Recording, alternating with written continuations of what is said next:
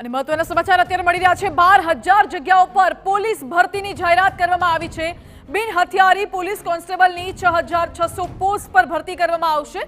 હથિયારી police કોન્સ્ટેબલની 3,302 post પર ભરતી થશે।